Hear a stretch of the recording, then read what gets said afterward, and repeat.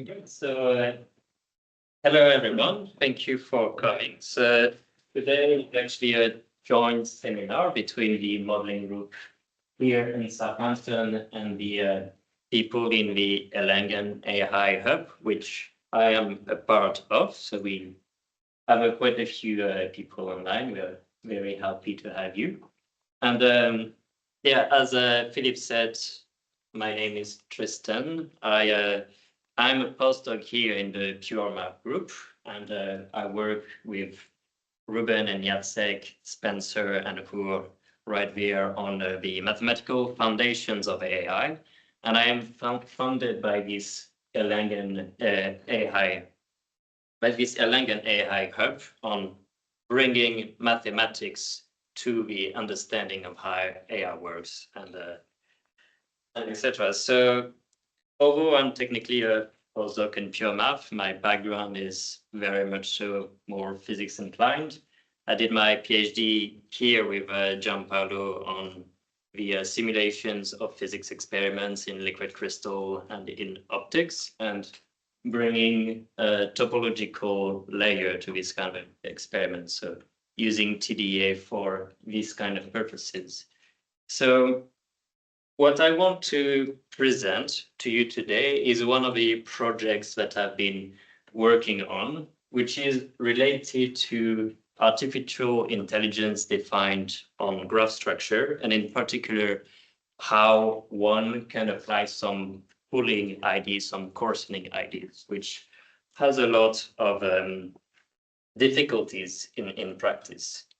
But first of all, why may we be interested in doing AI on graphs? So there are quite a few motivations, and in particular, in real life, data structures occur naturally in graph whenever you think about any kind of networks, or if you think about molecules, proteins, they all have a natural graph structure. So it is quite interesting for many kind of applications like link prediction, community detection, drug discovery, computer vision. A lot of these things can rely on graphs. It is interesting to look at it in the context of artificial intelligence.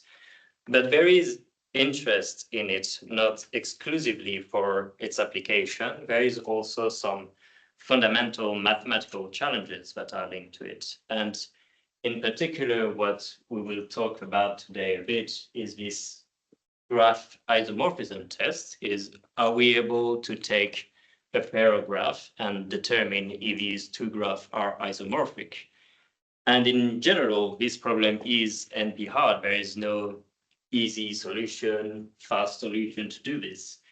And there is, however, some simpler methods that are not exhaustive, but they are fast to do. And in particular, this method called Weiss-Feller-Lehmann test is quite relevant in the context of graph neural networks. And because it will come back quite a few times in this presentation, I will run through how it works today. So start from a pair of graphs like these two on the left, on the right. And you want to determine if they are isomorphic. So you first start by assigning a color to each of the nodes. At the beginning, they have no color, so you assign the same color to all the nodes, here labeled with 1.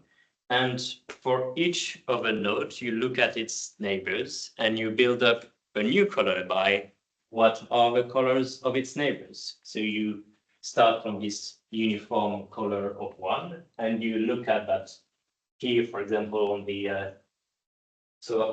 right part of the image, with the left graph, the first one has 3 neighbors with color 1. Here, this one has 2 neighbors with color 1. So you then rebuild these color scheme recursively, and you repeat this over and over again. And in the end, when you reach convergence of the colors, you look at the histogram of the colors of all the nodes. And this can tell you information about whether two graphs are isomorphic. And in particular, if the color histograms are not the same, then you know that the graphs are not isomorphic. So it's not perfect in the sense that there will be many pairs of graphs which will have the exact same color scheme here, this WL test. Like for example, the little pair that I put on the bottom right, the two graphs are non-isomorphic. However, they will have the same WL pattern, but it is just fast to do, and it gives some good results. And one thing to worth pointing out is that these tests can be generalized to higher order structures, where instead of coloring single nodes, you're coloring pairs of nodes, triples of nodes, any k tuple of nodes, and all these methods become more refined in their ability to discriminate if pairs of graphs are isomorphic or not.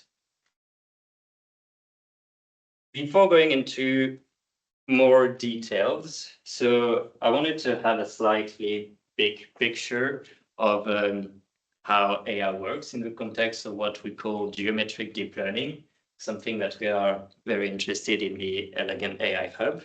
And it is the idea that if you're learning something about data, you want to be able to leverage what is the structure the data lives on and what are its symmetries. And a very easy way to do that is to rely on what are called equivariant layers, so layers which, upon the kind of symmetry that your data structure has, is repercussed further in the layer. And you also want to have some kind of a coarsening mechanism which helps to build a progressively bigger and bigger understanding of what data is like. And the very simplest example that we have to understand this geometric deep learning is to think of image analysis. You want to rely on some kind of translation symmetry on the image. Here, if you want to distinguish horse and dogs, if the horse is moved by a few pixels, you want the AI to know that it's not a change in the classifications. You want to rely on this translational symmetry. And the way to do it is to use these convolution neural network, where you have this convolution layer where you're scanning the entire image via a kernel, the same kernel which makes the whole process translation invariant. And so this is the equivariant layer. And you want to have some pooling structure where progressively what you learn at the local scale, like typically 3 by 3 pixels, is aggregated together in a bigger and bigger understanding of the data. So this is how this works in practice for images. And now the question is, how do we do it for graphs? So for graphs, the symmetry we want to leverage is the permutation of nodes.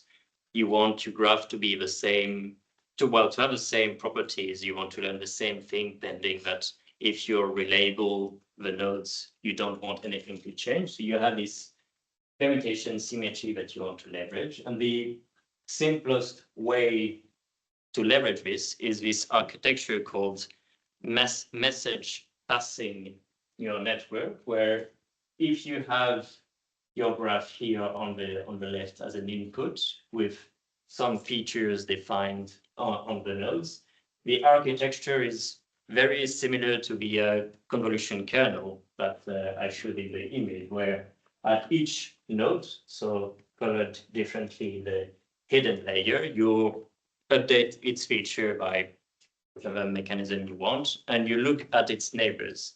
And it's the action of looking at its neighbors that makes it invariant upon permutations of a node. So you do this message passing over and over again with different ways which define the different graph neural networks, and this is how you have its equivariant layer. Another big question, which is at the heart of this talk, is how do you do the coarsening?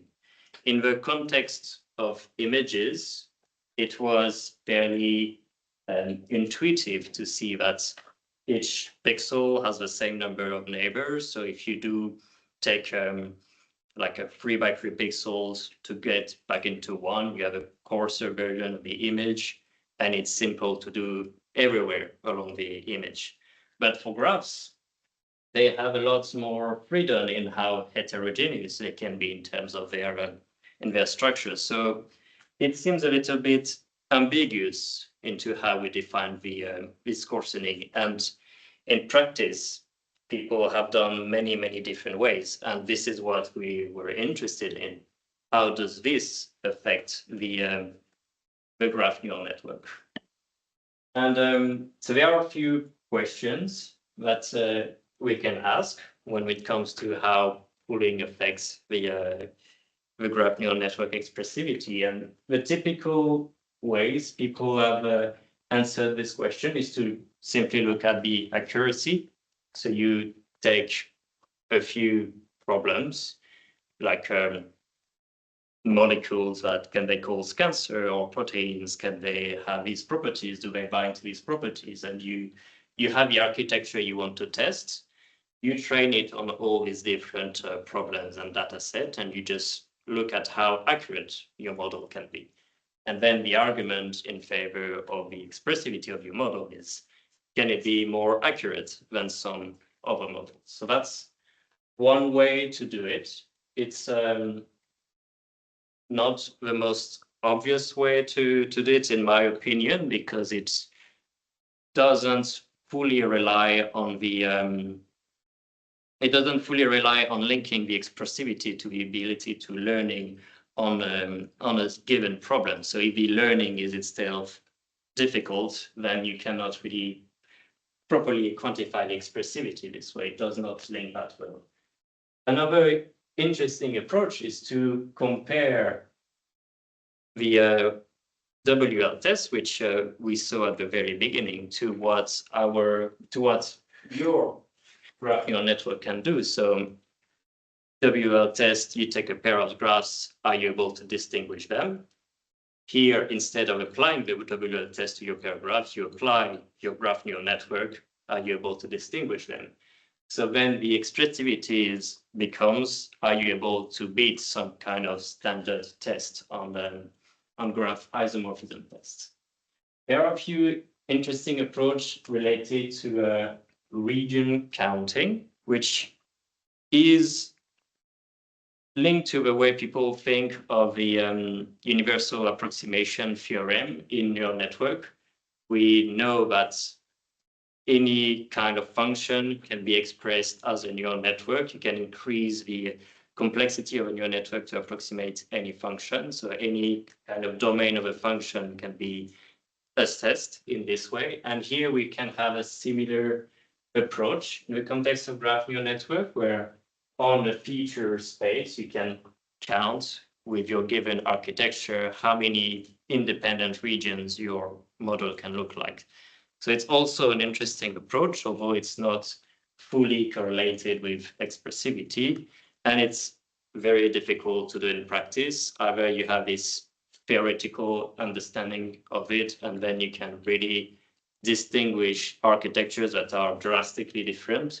And in practice, you can only numerically study it with very simple models.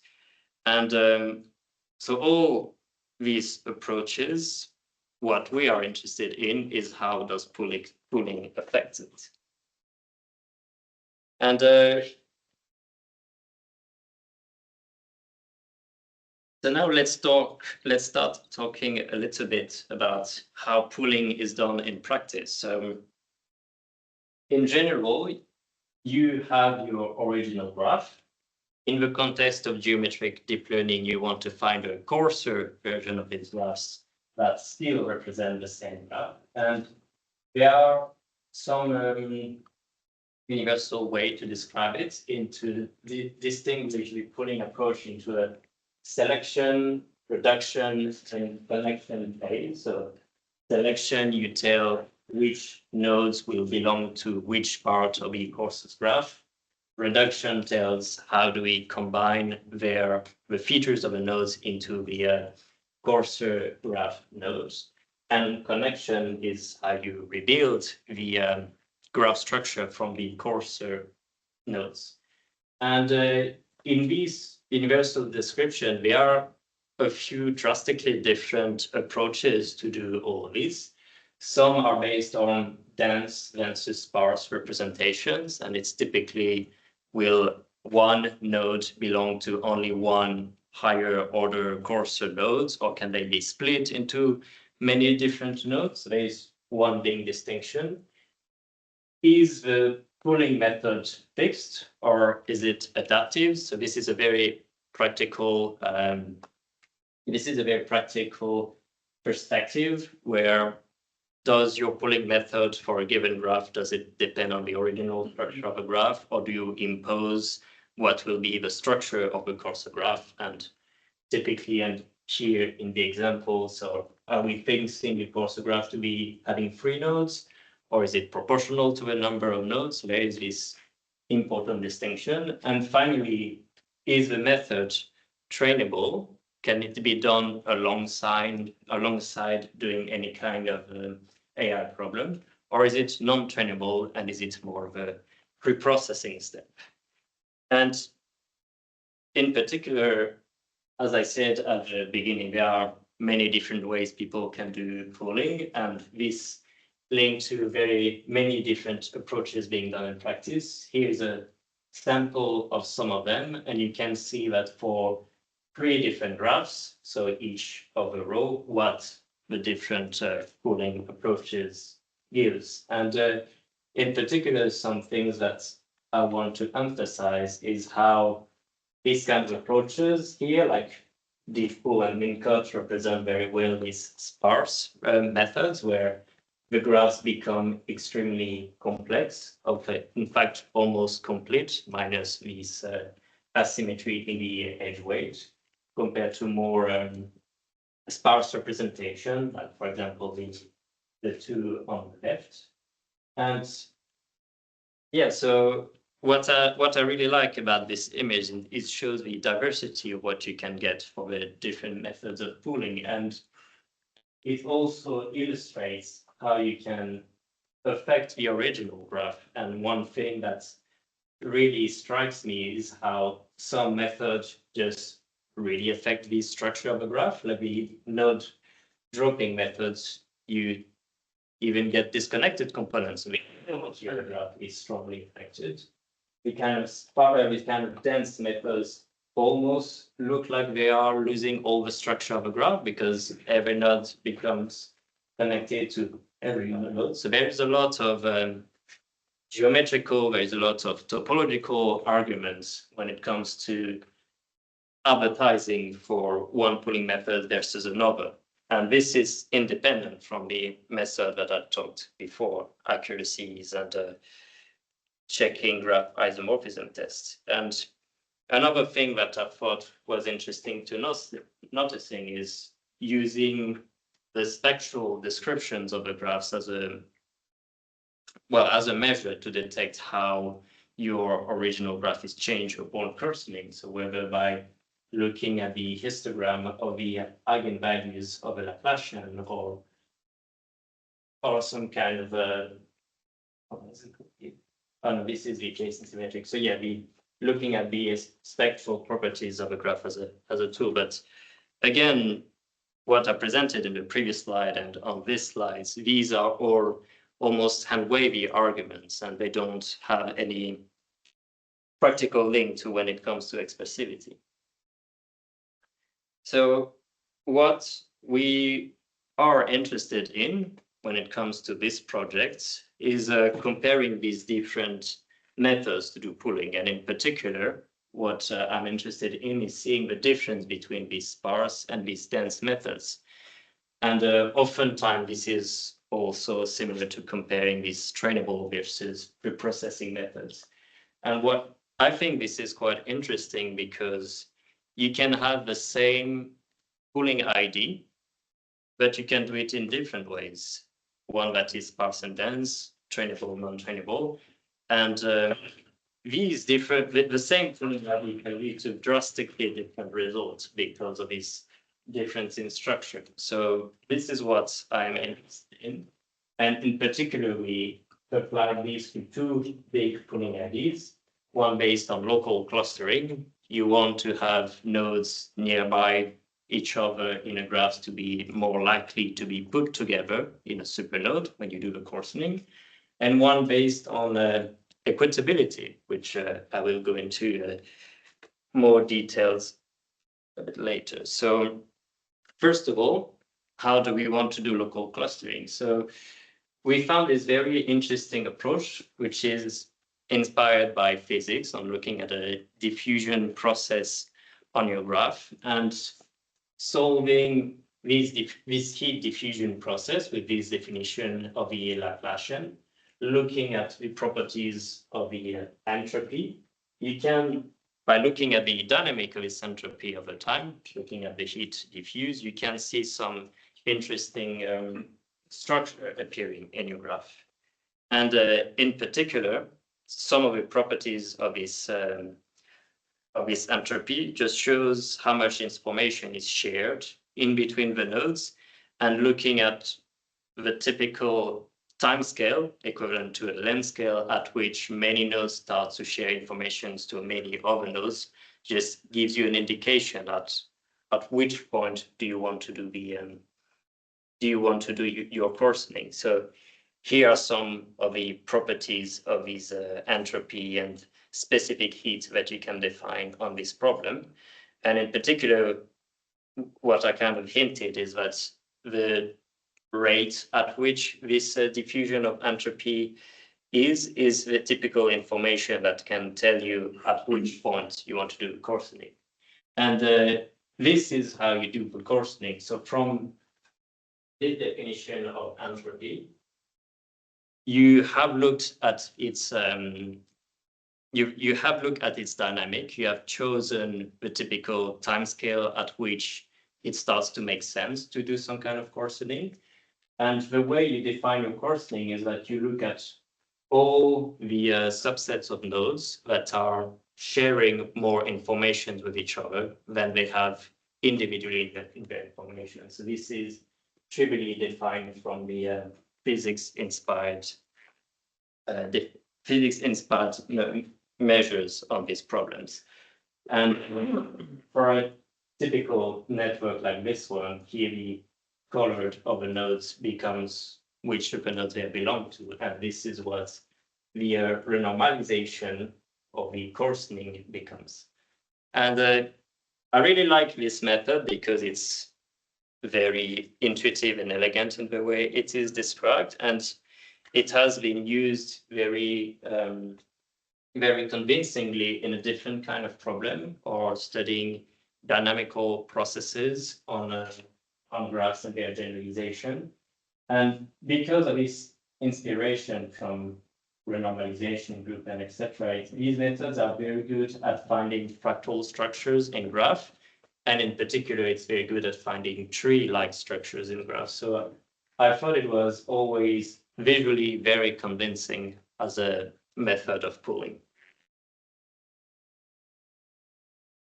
So this was the processing, so non-trainable sparse methods to do local clustering. Now I want to present the trainable, so more dense representation to do clustering. And this is based on this very important pooling method called diffpool.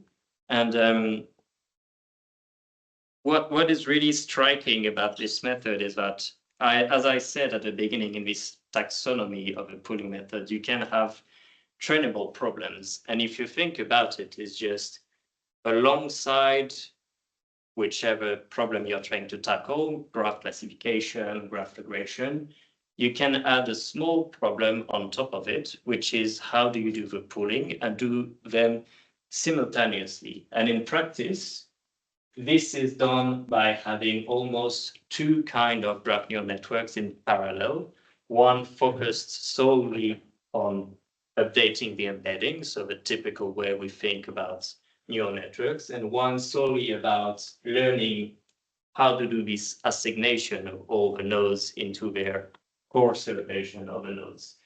And although this is very elegant, and this is a visual representation of what it is, it does come with some drawbacks, and this becomes some kind of two optimization problems where at the same time you're optimizing the problems that you want to solve, but you're also optimizing the pooling that you want to solve. So you have to add some extra losses in to learn how to combine them with your overall loss. And in the context of default, this is how the loss is expressed, and it just compares the adjacency matrix to the reconstructed adjacency matrix from the assignations of the nodes.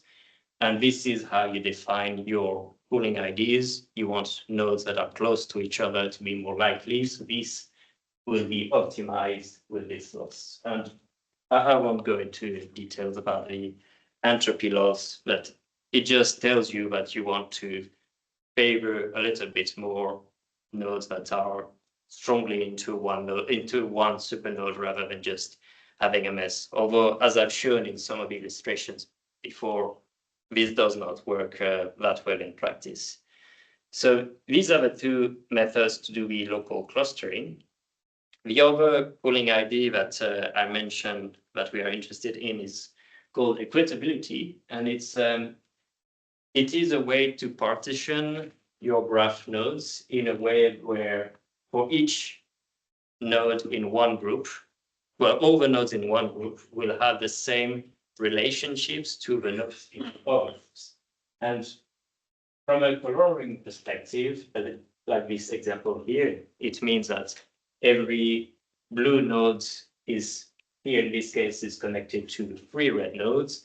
Every green node is connected to 2 red nodes, and etc. And this is interesting because in a pooling method, this is interesting because it kind of allows you the freedom to connect together nodes that may be fairly far apart from each other. So it kind of brings this opportunity to see symmetries that would not be seen at all if you're on a look at local clustering. So that's why we thought this method was very well. And in the implementation part, it's actually quite easy to link it to what we have already done. For the dense and trainable method, you just have to update the loss function. Instead of optimizing nodes that are close to each other, you optimize this measure of the equitability, which is pretty much just counting how many in the red are connected in the blue, how many in the green are connected in the red by losing this projection of the adjacency matrix and rebuild it one way and the other. And in the context of explicit preprocessing method, it's even easier to implement because the WL test, which I showed at the beginning, is actually known to give you as an output all the coarsest partition of the nodes in terms of equitability. So instead of comparing the histogram of colors, you just take all the nodes with the same color, will come to the same equitable class. So this is quite easy to implement. And here are some visual comparison of these different methods. And one thing that I found quite striking is that for just spontaneously in real life data sets, I think this comes from a proteins data set. Laplacian renormalization will be quite good at putting things close to each other together, and regardless of the shape of the graph, it will tend to find some patterns that makes the graph simpler while keeping this structure the same, especially if it has some link. While equitable partition just don't spontaneously occur in very complex graphs. But when it comes to simpler graphs, smaller graphs, it just exhibits a lot more symmetry, and it's able to see more things than the Laplacian renormalization approach. So I thought that was quite interesting. And So was your graph on the right the quotient on the graph of the middle one? No, this is a independent graph. That's a third example. Yeah. But so the first two graphs are the same, but two different methods. Graphs are the same. I just wanted to add this one in particular, simply to illustrate that equitable pooling does work in practice. It's just large graph like the one in the middle or on the left will not naturally exhibit interesting equitable partition, but small graphs like the one on the right will. So now that we have these different pooling approaches, pooling IDs, how do we compare them when you implement them in terms of graph neural networks? So I try to keep my graph neural network as simple as possible in order to really emphasize the influence of pooling in the different ways that I've presented at the beginning. So this is the architecture that we are working with. You start with your graph, you have features on the nodes. You first have multi-layer perception on the features of nodes. Then you have one message passing layer in the shape of a graph convolution layer. Then you have one pooling layer. Well, you have no pooling layer if you're considering the base case, or you have either a pre-processing step or a learn step in both approaches, local clustering or equitable clustering. And then you have another single message passing layer. And then after I forgot to add a global pooling layer where you just erase all the information about your graphs, you collapse all the features together. And this is where you do your final classification task, which is what we look at in these problems. And this is the typical kind of accuracy that you get on a data set. Here, I'm only representing the enzymes data set because I want to highlight in a way how little choosing one pooling layer or choosing no pooling layer has on the accuracy. So here, the 5 different columns correspond to either a simple graph convolution network, which is the architecture I showed you before if you remove a pooling, or the diff pool, or the Laplacian approach, or the differentiable equitable approach, or the equitable approach. And they are all quite good. And the reason behind that is that these kind of data set, even simple architectures are quite good. So when you add complexity, you can get a little bit better, but it's not incredibly obvious in practice. And that's why I mentioned at the beginning that accuracy is a naive and natural ways to compare expressivity, but it's not necessarily the most relevant one. And this is one example of this. And one approach which may be a little bit more interesting is to compare if this kind of model, are they able to distinguish graphs which are non-isomorphic yet have the same WL profile.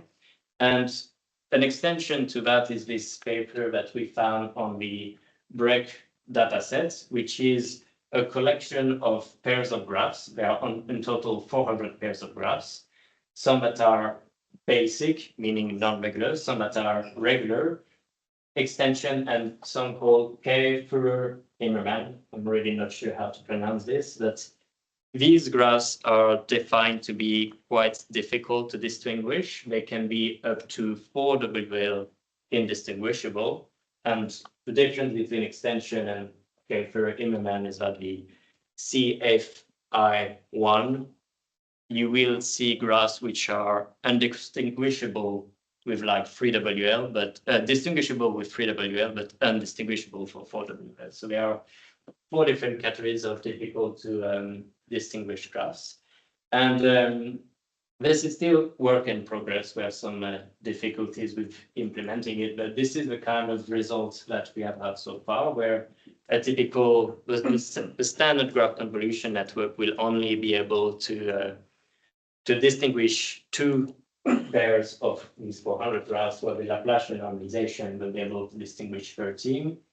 Interestingly, the deep pool approach seems to be performing atrociously, which is what indicates to me that something is wrong in the implementation. And the reason behind that is that the implementation of this becomes repeating the training of any kind of your architecture on specifically distinguishing all these types of graphs. However, one peculiarity that I forgot to mention about architectures like trainable, like Deeppool, is that they are quite more complex. If you remember, it is effectively two graph neural networks on top of each other. You kind of double the number of parameters you have. They take a lot longer to train. However, the training for these kinds of problems was extremely quick. So my impression is that the train was not done long enough for this kind of trainable architecture. So work in progress, but this is the kind of analysis that we are looking into.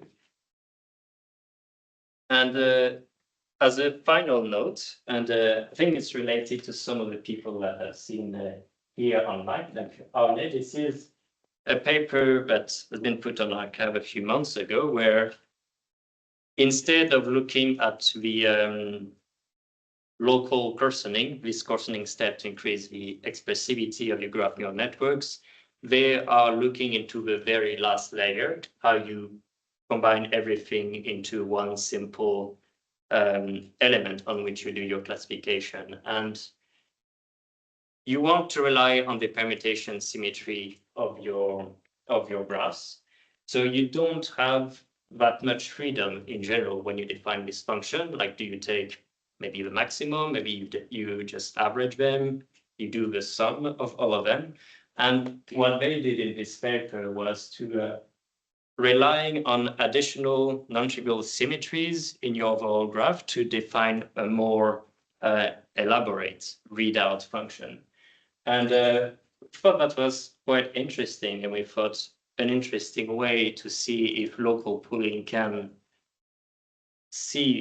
be more expressive was just to counting how much of these symmetries you can find when you're coarsening. So you have your graph, you know what the coarsening function will be. You look at the individual subsets of nodes which will form each supernodes, and you count the number of symmetries that they have. And this is quite interesting because are only the methods relying on the Laplacian or normalization seem to indicate that you can actually find a lot of symmetries.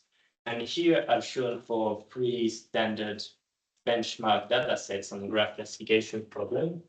MuTag is one molecule likely to be cancer, enzyme, and proteins. And for MuTag, actually every single graph you would see additional symmetries in them using the Laplacian normalization. Well, for the other two, about a third to a fourth of the graphs would be able to have this better pooling ID. So this is another interesting approach that we thought of when it comes to measuring the expressivity of graph neural networks. And yeah, this is all I wanted to present today. Just some, so first of all, how do people define artificial intelligence of graphs? How pooling can be a difficult task to do, how you can detect if pooling add information or not to your architectures. And I just wanted to highlight some other projects that I'm involved with if you want to talk about it. One where you look at conformal sets defined on any kind of classification problems, and you look at them with the perspective of hypergraphs, and we have some ideas on how to link it with the detection of bias in classification problems, and one linked to implicitly studying the structures of decision boundaries using multi-parameter distance homology. And this is linked. This is a project that is led by Andrea, a lecturer in pure math, if you have met him. So that is all for me. Thank you for your attention. Thank you.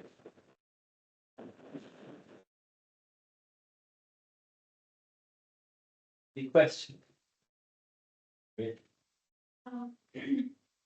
You are using GCNs as your kind of baseline, right? Yes, yes. But there are other graph neural network architectures that are,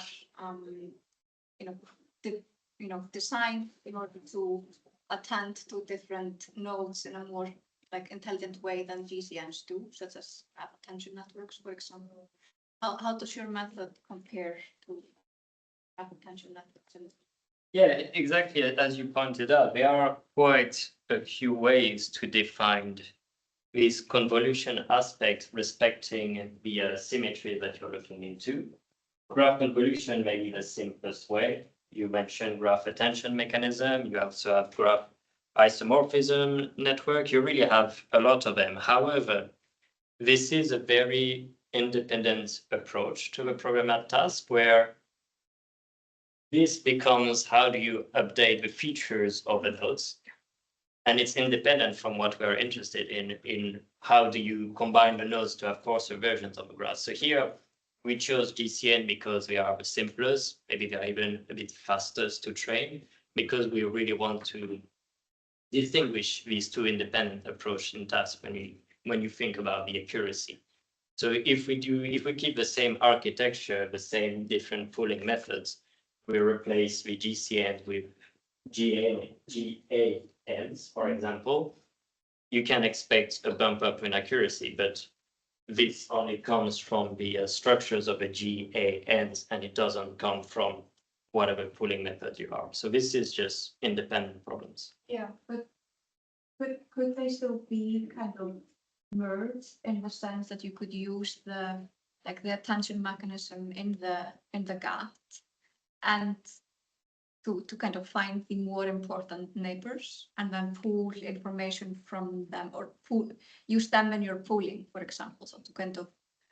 Yeah, in fact, I think this is not too different from what some architectures already do. Do I have displayed there?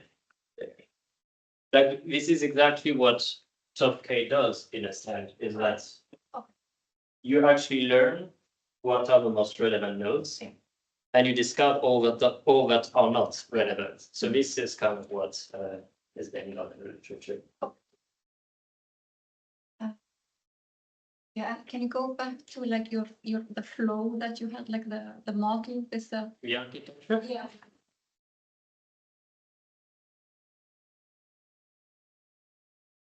So it's only in that pooling state that you are kind of shrinking or creating the supernodes. Yeah, absolutely. And that happens just once during the training.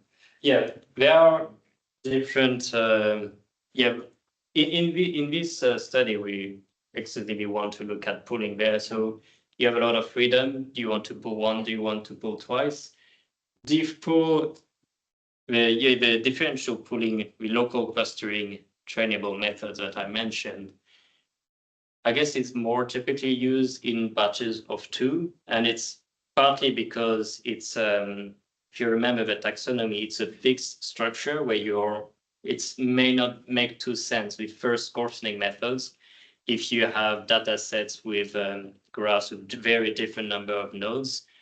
Probably you cannot find a good number of nodes that will work for all the graphs. So in very case, it makes quite a lot of sense to have different levels of pooling.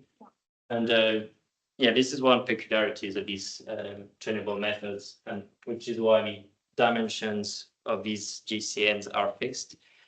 But in particular, you can have several pooling methods, absolutely. And this also is one of the elegant properties of the Laplacian normalization idea that I showed, where it is definitely not fixed, and from looking at the dynamics, you will see if there is several typical length scale that makes sense from the coarsening method. So it may also tell you how many are relevant for your data set. Question? Whatever question. I'm trying to wrap my head about the Laplacian renormalization. Maybe I didn't get it completely. Is it essentially that you look kind of, you look at a virtual diffusion of the network, and then you're trying to find subunits of the network where diffusion happens faster than on the larger scale. So if you have subunit where diffusion, that's what the entropy is. So the entropy equilibrates much quicker than between the subunits, then you separate them. Is it kind of the way it is? Yeah. Yeah. The first thing that you mentioned is that because in this representation here, you're not effectively simulating a diffusion problem because you can extract all the geometrical part of a diffusion into an operator. So you're not like the exponential matrix. Yeah. I mean, but this is it's kind of the equivalent. I mean, you don't do it explicitly, but you map it on the problem that you have kind of time evolution, which is this operator. Exactly. And then if you would simulate it, well, in principle, you're looking at is a separation of time scales. That you have on the smaller scale, you have a quick equilibration. On a larger scale, you have a slow equilibration. Yeah. I mean, that's what you usually would have in physics. That's how you separation of time scales. So you integrate out the fast parts, and then that's also how usually normal renormalization works. So you integrate out fast things and you leave the slow things. So in principle, that is how it works. So kind of you integrating everything that happens fast is kind of put together, and the slow things is then what happens between the. I think of it more into looking at the overall entropy here, and so the overall entropy will just kind of tell you how homogeneous all the information is along the graphs, and in the context of graphs that are very heterogeneous like these ones, you will see differences where like these parts of the graphs will have a lot of information shared with each other, this paragraph as well, but not too much one with the other. And this only comes when the diffusion time is large enough that many of the nodes here will go through this very small link in between the two big parts of the graph. So you just start to see jumps in the slope at which the entropy changes when you reach the typical length scale at which all these nodes, how far away they are from this kind of bottlenecks effects. This is how I see it more. So you would have the entropy increases slowly, and then there are huge jumps. Where these jumps happen, that's basically where the separation of the subunits on the next level happens. Yeah. And that can happen on different time scales, different length scales. So you do it once, and you can do it another time, and so on. Or there are actually different ways to think about it. It works fine to just do it once and see different dynamic in the scale, so different moments at which it jumps, or just repeating the process on the coarsened version. Both works fairly the same, but I guess the second approach will be a computationally more interesting for quite large graphs, just relying on exponential smaller matrices. I was just wondering if there is kind of also information in the network of how many times you can do that until you reach like a network where you don't see these jumps anymore, basically. Like at some point, and I think it's not an arbitrary number of times, right? Yeah, probably intrinsic to the network, how many coarse graining levels there are. They seem to be discrete, right? Yeah, absolutely. And I forgot to show an example, but for a simple graph, a small graph like this one, the Laplacian normalization will tell you actually that there is no coarsest version because you do not see any big jumps. So it actually, instead not even between the two parts when you cut it individually. There's no. It kind of becomes just numerical choices, like how do you define what is a slope big enough to define it. So it just in practice, big graphs work well. You see big clumps of nodes put together, but for small graphs, the Laplacian normalization just doesn't show anything relevant. So it's kind of built in the methods that you will not enforce a coarsening. That does not make sense. This approach. Any further questions? No. Okay, then we're done with that. Thank you very much. Yeah.